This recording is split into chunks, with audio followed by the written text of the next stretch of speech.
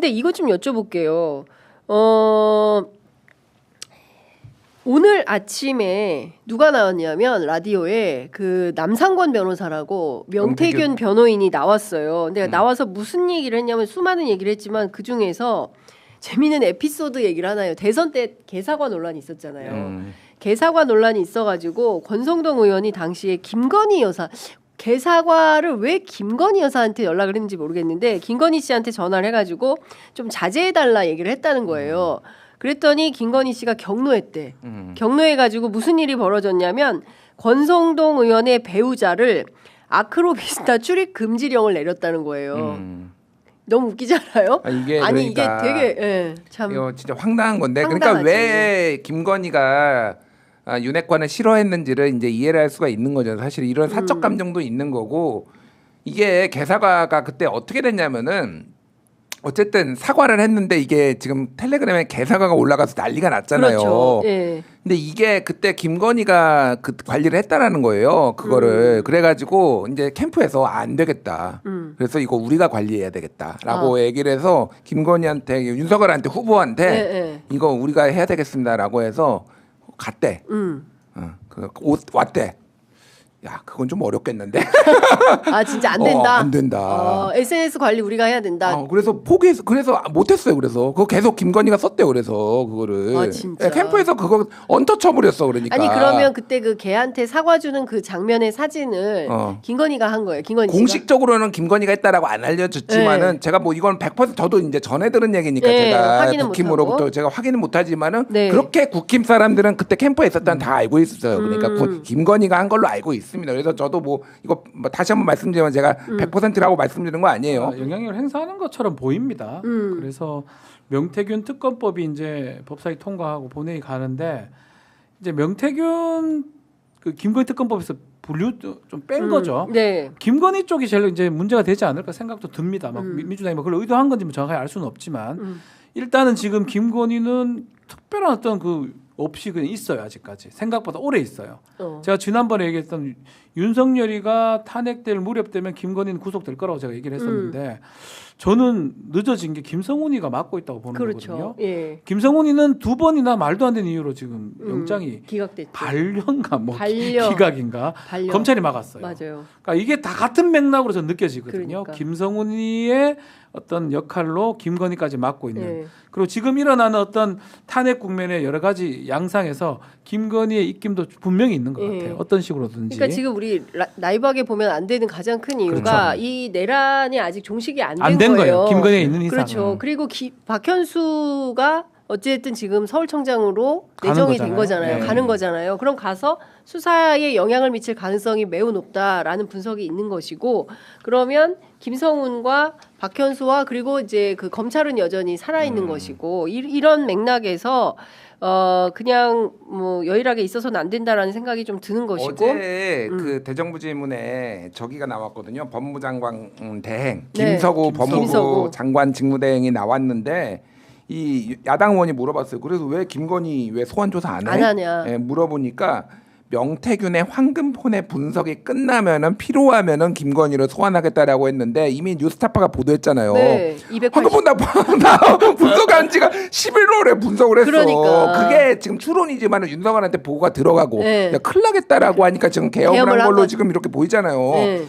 언제 끝나? 이거 무슨 이게 몇 달이 걸릴 일인가요, 이게? 오늘 뉴스타파에서 밤에 또 라이브 방송을 한다고 하니까 어떤 내용이 나올지 사실은 이게 명태균 게이트가 아니라 김건희 게이트다. 그럴 수 있어요. 이런 얘기를 하고 있잖아요. 그래서 관련된 게 뭐가 나올지를 봐야 되는 것이고 그리고 창원지검에서 조만간 수사 결과 중간 수사 결과 발표한다고 하는데 이 조만간이 언제가 조만간이야 도대체가. 거기에다가 지금 다 잔챙이들만 잡아서 하고 있거든요. 그렇죠. 그러니까 중요한 거는 뭐 여론조사, 선거법, 그렇습니다. 자금 못 받은 거, 정치자금법 이런 등등을 봐야 되고 김건희나 윤석열이 개입된 거, 특히 김건희가 지금 핵심인데 김건 조사 하나 없이 지금 간다는 그렇습니다. 게 누가 납득을 하겠습니까? 그러니까 이제 특검을 해야 되는 거 사실은 이게 옳다라는 게 아니라 검찰 입장에서도 눈치가 보이잖아요, 솔직히. 그러니까 이제 특검을 해야 되는 거고 이게 이제 검찰을 위해서도 특검해야 돼. 검찰을 위해서 그러니까 좀 제발 좀 가져가줘. 피곤해 죽겠어. 뭐 이런 거고. 자 어쨌든 우리 이제 본격적으로 대선 국면 들어가면은 김문수 장관 지지하시는 의원도 나올 수도 있어. 그렇겠죠. 이거 특검해야지. 홍준표, 그러니까. 오세훈 등등등 막 다 뭐 이준석도 이제 관련됐을 수도 있고 막 그러니까 해야 되지 않을까? 뭐 이런 생각을 하시는 분들이 분명 나올 거예요. 그러니까. 아니 오늘 그 얘기했어요. 명사단 감별법이 있다. 명태균 특검에 찬성하면 이거 명태균 리스트 아니야. 명태균 특검에 반대해. 그러면 이것은 명태균 사단이다. 이렇게 봐야 되고 전현직 국회의원이 140명이 관련이 돼 있다는 거예요. 그런데 오늘 권성동 의원이 어떤 얘기를 했냐면 이 명태균 특검법은 여당의 목숨줄을 노리는 자객 특검이다. 이런 입장을 발표했어요. 오늘 비대위에서 수사 범위와 대상을 무제한 넓혀서 여권 전체를 초토화하겠다는 정략적인 음모다. 총선 후보 선출 과정을 수사하겠다는 발상 자체가 정당 정치를 부정하는 정치 탄압이다. 이렇게 얘기를 하고 있습니다. 했다는 거예요, 다. 에? 잘못했다는 다 거예요. 잘못했다. 예. 자백이야, 자백? 하면 우리 끝난다고 저는 하는 거예요. 안타까워요. 예. 이렇게 답변하면 사실 안 되죠. 예. 오히려 다르게 얘기했어야 되는데 우리 다 했습니다. 우리 없어질 수 있습니다. 라고 얘기하는 거 똑같거든요. 그래서 저는 우리 좀 전에 우리 김준일 평론가 말씀처럼 이게 시간이 조금 걸릴 거예요. 최상목이가 뭐 또 거부권 행사할 가능성도 있다고 하면 다시 200이 필요한 상황이거든요. 근데 시간상으로는 윤석열이 탄핵이 다 됐을 때 이게 돌아올 거란 말이에요. 변동의 가능성 충분히 있습니다. 그러니까 이 사람들이 또 이기적이에요. 싹 이래 가면 또 국민의힘 의원 중에 초선이나 이런 사람들 볼 겁니다. 야, 이 사람이 나가면 내가 올라가고 이러고 강릉 자리 뭐 어디 경북 어디 이렇게 많이 생각할 거예요. 하게 되겠죠. 그렇게 되면 명태균 특검법이 의외로 통과될 가능성도 있다. 통과되면 이게 내란하고 합쳐지거든요. 내란의 트리거가 됐다고 만약 결론이 나고 또 된다 그러면 김건희 잡아 넣을 수도 있고 그렇기 때문에 뭐 사실은 지금 내란 국면에서 뭔가 정답은 거의 정해져 있는데 지리막 그런 상황이잖아요. 그러니까 민주당 입장에서는 탁 치고 못 나간 느낌인데 이 명태균법이 통과된다면 네. 또 다른 국면으로 이 좀 이슈를 갖고 갈 수 있지 않을까. 그러니까 사실 친한계가 명태균 특검을 하면 찬성 가능성이 높다. 이거 좀 관계자 친한계가 없어요. 근데 문제가 내가 안만사리 봐도 장동혁도 아니고 다 그만뒀거든요. 네. 그 사격하는 그 뭐죠?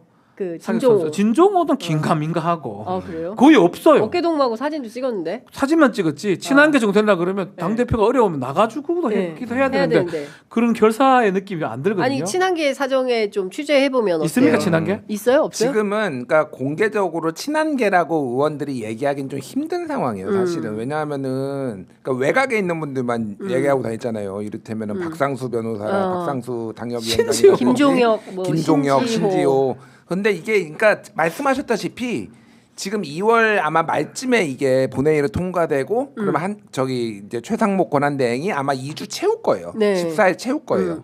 그러면은 딱 3월 중순이야 이게. 네. 그럼 민주당 입장에서는 민주당은 물론 이거는 대선하고 아무 관련이 없다라는 공식 입장이지만은 제초표는 민주당이 결정하면 돼. 언제 할지를. 그렇죠. 그러면은 이제 경선이 막 치열해지는 국힘 경선이 막 치열해지고 있는데 자 해봅시다라고 했을 때 그때는 진짜로 의원들도 홍준표, 오세훈, 김문수 장관한테 줄 쓴 사람도 나올 거요. 네. 그러면은 과거에 친윤으로 분류됐던 사람들도 다 바뀐다. 이거 새로운 국면이네. 그러니까 생각을 좀 이게 머리가 막 무기명이에요, 무기명. 그러니까 무기명이지. 제 얘기할 때는. 그러니까 그리고 친윤 쪽에서 과거에 분류됐지만은 김문수 쪽에 쓴 사람이 통과되면은 이거는 친한계가 한 거다 이렇게 또 할 수도 있는 거야. 그러니까 이게 그래도 알 수가 없어요 지금 어떻게 될지. 이게. 그렇구나. 근데 어쨌든 이제 친한계가 적극적으로 근데 저희들도 이제 전화 취재를 해보면 소위 이제 친한계로 분류됐었던